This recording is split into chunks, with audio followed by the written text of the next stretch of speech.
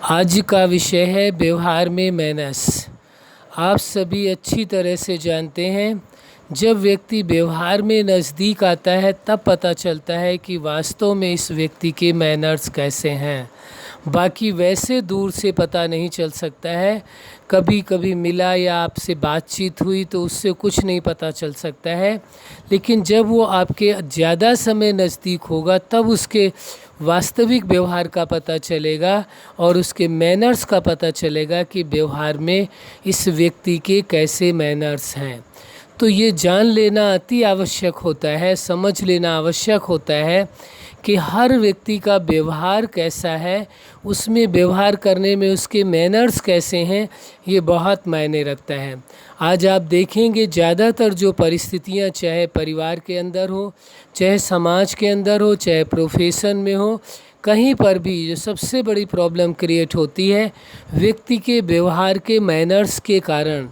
व्यवहार तो चलो जो व्यक्ति जैसा है वैसा व्यवहार करता है, लेकिन यदि उसके अंदर मैनर्स हो तो बहुत कुछ वो अपने व्यवहार को ठीक रख सकता है। लेकिन यदि मैनर्स की परवाह ही न की जाए व्यवहार में, तो निश्चित है कि संबंध में कटुता आनी स्वाभाविक है, संबंधों में टकराव की पूरी गुंजाइश है।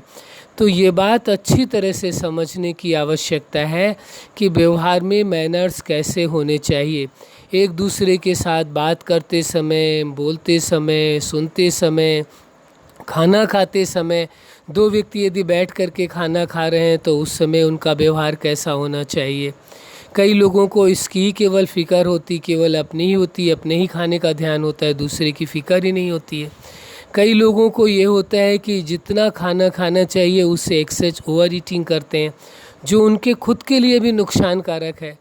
तो वो मैनर्स की बात आती है वहाँ पर कि वो जो उस व्यवहार में आते हैं, लोगों के साथ नज़दीक व्यवहार में आते हैं, तब पता चलता है उठने बैठने का उनका क्या, चलने का क्या होता है। वो इस बात का ध्यान नहीं रखते कि उनके चलने से किसी को परेशानी हो रही हो। चार लोग बैठे होंगे, उन्हीं के बीच में से निकल करके जाएंगे, तो वो व्यवहार की बात आ गई। व्यवहार में कैसे मैनर्स हैं, चार लोग बैठे आपस में बात करने, चाहे फैमिली मैटर हो या समाज का हो या प्रोफेशन का, कहीं पर भी हो, और एक दूसरा व्यक्ति अकेले ही सबको डिस्टर्ब कर रहा होता है। कोई बात ऐसी करेगा या निकल करके जाएगा तो लोगों से टकराते हुए जाएगा, ध्यान नहीं देगा। कोई चीज़ लेकर के, कोई वस्तु लेकर के जाएगा तो वहाँ गिरा देगा। कई लोग तो इंटेंशनली ऐसा करते हैं, जानबूझ करके सबका फोकस अपनी ओर करने के लिए करते हैं, अटेंशन पाने के लिए करते हैं।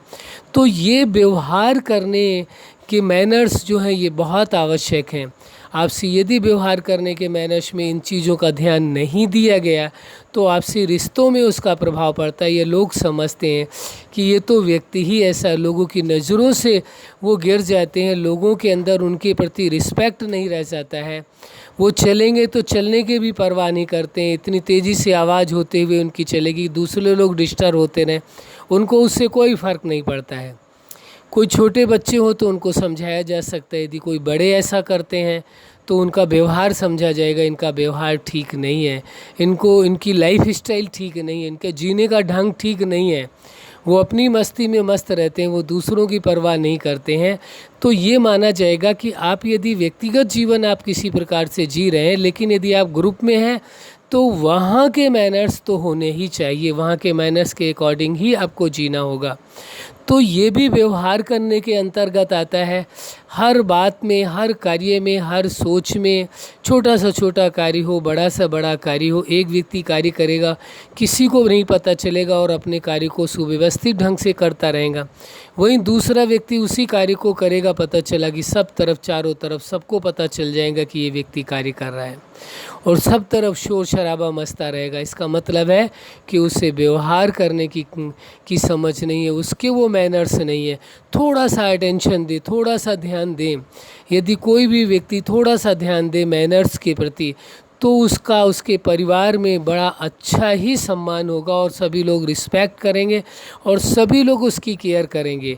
यदि आप व्यवहार में अच्छे नहीं हैं, लोगों की परवाह नहीं करते हैं, लोगों की केयर नहीं करते हैं, उनको सुख दुख में सम्मिलित नहीं होते हैं, तो लोग कब तक आपके साथ कोऑपरेट करेंगे। एक समय वो आएगा, परिवार के अंदर भी ऐसा होगा, जब लोग आपसे दूर भागने लगेंगे, कोई भी व्यक्ति आपको कोऑपरेट नहीं करेगा। उसका रीज़न अवश्य होगा कि आपके किसी न किसी व्यवहार में, मैनर्स में कमी रही होगी। यदि आप स्वयं की ओर देखने की कोशिश करेंगे, प्रयास करेंगे, तो आपको पता चल जाएगा व्यवहार में कहाँ कहाँ मेरे से चूक हुई है। और व्यवहार में जब कोई चूक हो जाती है, कोई गड़बड़ हो जाती है, तो दूसरों के दिमाग पे बहुत ही उसका गहरा प्रभाव पड़ता है और वो व्यक्ति उस बात को भूल नहीं पाता है कि इन्होंने मेरे साथ ऐसा मिसबिहेव किया था, ऐसा व्यवहार मेरे साथ किया था। ये आप पर ही डिपेंड करता है। आप चाहें तो अपने रिश्तों को ठीक रख सकते हैं अच्छे मैनर्स के द्वारा, अच्छा व्यवहार करके, अच्छे मैनर्स के द्वारा अपने रिश्तों को ठीक कर सकते हैं। और आप चाहें तो मिसबिहेव करके या बैड मैनर्स के द्वारा आप अपने व्यवहार को गलत करके लोगों के साथ रिश्तों को ख़राब कर सकते हैं। ये आप पर ही डिपेंड करता है। रिश्तों को संभालना या बिगाड़ना व्यक्ति के खुद के ही हाथों पर होता है। फिर होता है क्या है, कोई ऐसी परिस्थितियाँ क्रिएट होती है तो व्यक्ति स्वयं को दोषी कहीं नहीं मानता कि मेरे व्यवहार के कारण कहीं कुछ कटुता आई होगी, या दूसरे लोग नफ़रत करते हैं, या दूसरे लोग मुझसे रिश्ता तोड़ना चाहते हैं। ऐसा नहीं कहेंगे, वो दूसरों पर ही सारे के सारे एलिगेशन लगाएंगे और अपने लिए सफाई पेश करेंगे कि मेरी तो कहीं कोई गलती नहीं है, जो कुछ हुआ है इन्हों की वजह से हुआ है, ऐसा हुआ है। और यदि वो कभी भूल से भी अपनी भूल भी स्वीकार करेंगे अपने व्यवहार के बारे में, तो कहेंगे कि हमने जान करके नहीं किया, ये तो हमसे अनजाने में भूल हो गई। वहाँ पर भी वही दिमाग का प्रयोग, वहाँ भी वही दिमाग का इस्तेमाल, दिमाग की चतुराई, या कहें वहाँ पर भी वो माइंड गेम खेलने की कोशिश करते हैं कि यदि भूल भी हुई है तो हमने जानबूझ करके नहीं हुई है, नहीं की है, उसका भी कोई कारण बताएंगे। तो ये व्यवहार की सबसे बड़ी प्राथमिकता है हर रिश्ते में, चाहे पति पत्नी का रिश्ता हो, माँ बाप का रिश्ता हो, बाप बेटे का हो, भाई बहन का हो, या किसी भी रिश्ते में, गुरु शिष्य का रिश्ता हो, कोई भी रिश्ता हो कि जहाँ आप शिक्षा लेते हैं वहाँ रिश्ते हो, दोस्तों के बीच में रिश्ता हो, मालिक नौकर का रिश्ता हो, कहीं का भी कोई भी रिलेशनशिप है, कोई भी कार्य आप करते हैं, कुछ भी करते हैं, हर रिश्ते में व्यवहार की सबसे बड़ी प्राथमिकता है। आप रॉयल्टी से और रिस्पेक्टफुली लोगों के साथ व्यवहार करते हैं, सम्मानपूर्वक व्यवहार करते हैं, या ईगो में आकर के व्यवहार करते हैं। कोई व्यक्ति कार्य करके भी ईगो नहीं दिखाता है और कोई व्यक्ति बिना कार्य किए ही ईगो दिखाता है। किसी किसी की एक बड़ी विलक्षण नेचर होती है व्यवहार में, कार्य वो कुछ नहीं करता है लेकिन क्रेडिट पूरी लेता है अपने लिए। कार्य वो स्वयं कुछ नहीं करेगा, लेकिन किसी से बातचीत हो तो क्रेडिट फुल लेगा, वो कहेगा मैंने ही ये सब कुछ किया है। और सच्चाई सबको मालूम होती है कि इस व्यक्ति ने कुछ भी नहीं किया है, इस कार्य में किसी प्रकार की कोई हेल्प नहीं की है।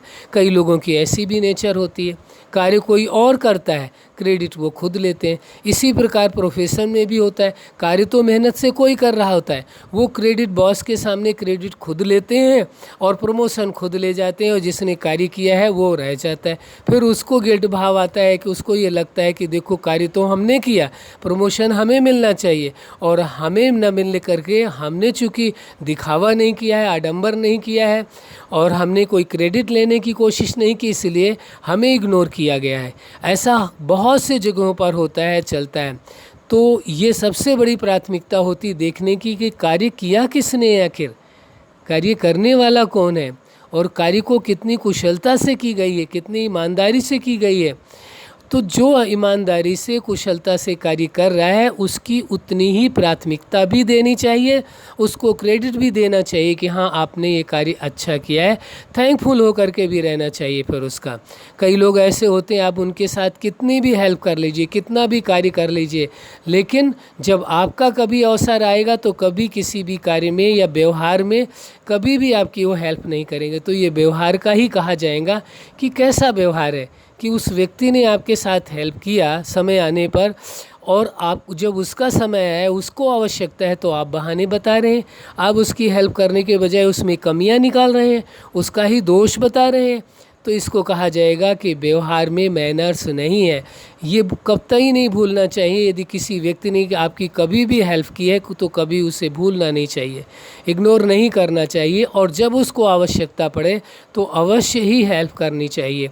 तो ये व्यवहार में यदि ये भी व्यवहार है। यदि आप ऐसा व्यवहार नहीं करते, केवल सेल्फिश हैं, अपना ही कार्य निकालना चाहते हैं, लोगों को बेवकूफ़ समझते हैं। बहुत लोगों की आदत ये होती है, दूसरों को बेवकूफ़ समझते हैं, कहते हैं कि देखो कैसा बेवकूफ़ बना करके हमने अपना कार्य निकाल लिया। ठीक है, आप ऐसा सोच सकते हैं, हम पर्सनली किसी पर एलिगेशन नहीं लगाते, लेकिन जो लोग ऐसा करते हैं ये आप भूल जाइए कि सामने वाला बेवकूफ़ है। अरे वो आपकी रिस्पेक्ट कर रहा होगा, वो दिल से आपका सम्मान कर रहा होगा, उसके मन में किसी न किसी कोने में आपसे प्रेम होगा, इसलिए वो कार्य कर रहा है। इसलिए नहीं कर रहा है कि आपने उसे बेवकूफ़ बना दिया। वो जान रहा होता है, समझ रहा होता है कि आपका व्यवहार क्या है, उसके बावजूद भी वो आपकी हेल्प करता है, आपका कार्य करता है। कहीं ना कहीं उसके मन में आपके लिए रिस्पेक्ट है। क्यों उस रिस्पेक्ट को समाप्त करना चाहते हैं गलत व्यवहार करके, मिसबिहेव करके? इसलिए कभी भी किसी के साथ मिसबिहेव या गलत व्यवहार नहीं करना चाहिए। व्यवहार करने के मैनर्स बहुत ही आवश्यक है, वरना आप देखते हैं इतने सारे टकराव, इतने सारे कॉम्प्लिकेशंस। हर मैनर्स की अपनी वैल्यू है हर कार्य में, इसलिए व्यवहार करने में की जो मैनर्स हैं वो भी परम आवश्यक है। इसीलिए परिवार के अंदर टकराव होता है, समाज में टकराव होता है। अधिक से अधिक समस्याओं का कारण व्यक्ति का व्यक्तिगत व्यवहार ही है। यदि आपके व्यवहार में मैनर्स हों तो निश्चित है कि आप टकराव से बच सकते हैं, अपने रिश्तों को, बिगड़े हुए रिश्तों को भी संभाल सकते हैं। फिर कई लोग कहते हैं उसका ऐसा व्यवहार है तो हम क्यों अपना व्यवहार ठीक करें, उसको भी तो ठीक करना चाहिए। अरे प्रश्न ये उठता है कि आपको इस बात की जब समझ हो गई है कि हाँ व्यवहार में मैनर्स कैसे होने चाहिए, तो आप तो अपने मैनर्स दिखाइए, तभी तो दूसरे में चेंज आएगा। आप अपने मैनर्स तो ठीक नहीं करना चाहते, केवल दूसरों पर ही उंगली उठाना चाहते हैं, तो ये संभावना नहीं है। इसलिए हमारा आपसे यही नम्र निवेदन है कि आप व्यवहार में अपने मैनर्स को ठीक करें। अच्छा, आप अपने जीवन में सफलता के शिखर तक पहुँचें, अपने अच्छे मैनर्स के द्वारा दूसरों के भी मैनर्स को चेंज करें। यही हमारी हार्दिक शुभकामना है। सदा खुश रहें, मुस्कुराते रहें। धन्यवाद।